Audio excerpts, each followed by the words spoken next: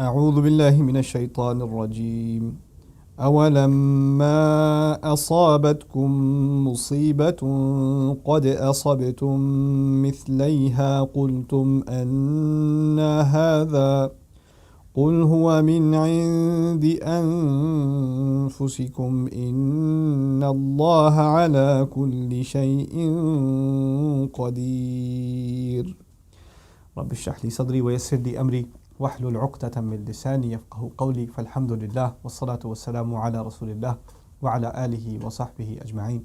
Assalamu alaikum, Quran Weekly.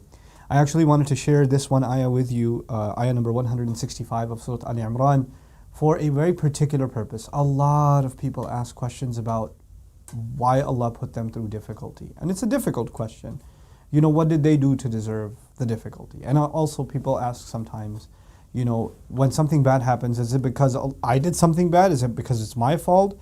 Or is it because it was just decreed, Allah is just putting me through a test? How do I know which one it is, you know? Then there are other people who, whenever something bad happens, they blame themselves, right? They just say, I must have done something bad. I must have been bad to my parents. I must have missed a prayer or something, and that's why I got into a car accident or whatever. You know, they correlate things from the unseen to the seen realm.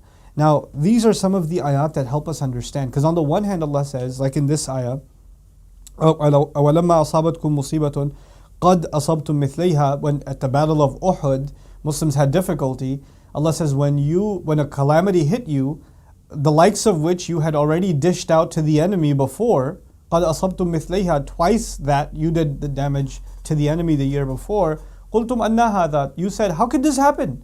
How did Allah let this happen? قُلْ هُوَ مِنْ عِنْدِ أَنفُسِكُمْ. Tell them, this is because of what is within yourselves. This came specifically from you. It's your fault exclusively. إِنَّ اللَّهَ عَلَى كُلِّ شَيْءٍ قَدِيرٌ. Allah in fact is capable of all things. In other words, had Allah wanted, this wouldn't have happened. Allah is capable of stopping the calamity from happening, but He let it happen. And it's actually precisely because of you. Other places in the Quran, Allah will say, مَا أَصَابَ مِن مُصِيبَةٍ إِلَّا بِإِذْنِ اللَّهِ. No calamity hits you, nothing strikes you except by Allah's permission. So how do you reconcile? On the one hand, it's your fault, and on the other hand, it is by Allah's permission. This is it. In very brief, I want to share this concept with you so it becomes clear, inshallah ta'ala. When you drive a car over the speed limit, and you're going between 3 lanes, you know, swerving this way, that way, the other way, and then you get into a car accident, you don't get to say, Allah wanted me to be in an accident, it's not my fault, you know, it's this qadr of Allah. What can you do? Inna Allah ala kulli shayin qadir. Allah does calamities come. Whenever calamities come, they are from Allah. You don't get to say that. You don't get to say what is clearly a result of your own deeds, your own shortcomings, your own irresponsibility. Something happens. You don't get to blame the decree of Allah. On the other hand, there are things that are entirely out of your control. Issues related to your health may be entirely out of your control. Issues related to a death in a family may be entirely out of your control. Even a car accident may not be because of your negligence, it may be because of somebody else's, right? You losing your job may not be entirely your fault, may not be your fault at all. Your business going up or failing may not be your fault at all. A disaster, a natural disaster that you got stuck in or a loved one got stuck in or something like that there's no one to blame here. Those people are not sinful or you're not sinful for that. Those things you have to believe this is from Allah and this is a test. It's not a punishment. This world, when Allah gives punishments in this world, He gives them when prophets come.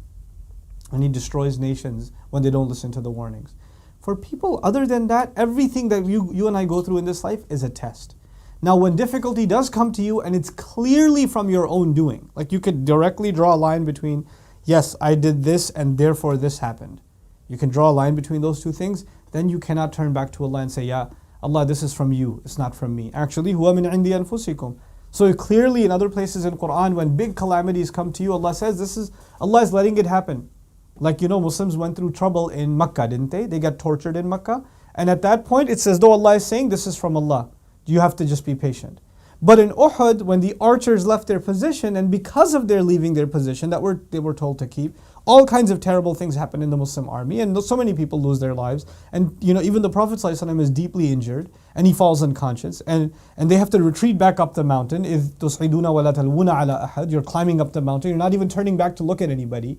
When all of that happens, you don't get to say, this is because Allah wanted it to happen. No. This is because of you. هُوَ مِنْ عِنْدِ أَنفُسِكُمْ. So you and I were learning in these ayat personal responsibility. Part of our iman, part of our relationship with Allah is we don't blame Allah for things He doesn't deserve to be blamed for.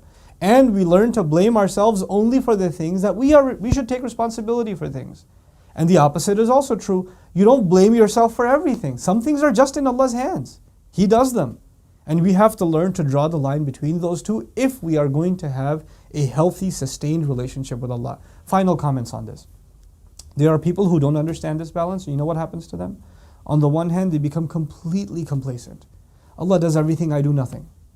It's all, Allah is doing, and they actually become angry with Allah because Allah put me through all this trouble. And on the other extreme, you get people who just become angry with themselves and hopeless in themselves. I am so bad, I am so messed up that Allah let me lose my job, and then after that I had a flat tire, and then after that I started balding, and then after that my eyesight went bad, and after that I got a divorce, and all this stuff that happened, it happened because of, I'm a bad person, or I deserve it. And they start loathing themselves. Allah Azza wa Jalla doesn't want us to loathe ourselves, and He doesn't want us to loathe Him. There's a love you have to have, not only for yourself, but only through the love of Allah you find even love for yourself and esteem for yourself. This is what these ayat teach. That the calamities that come, you have to learn to distinguish which ones are as a result of your own actions and which ones come directly from Allah Azza wa Jal as a test so you can rise to the occasion. Barakallahu li wa lakum. Wassalamu alaikum wa rahmatullahi wa barakatuh.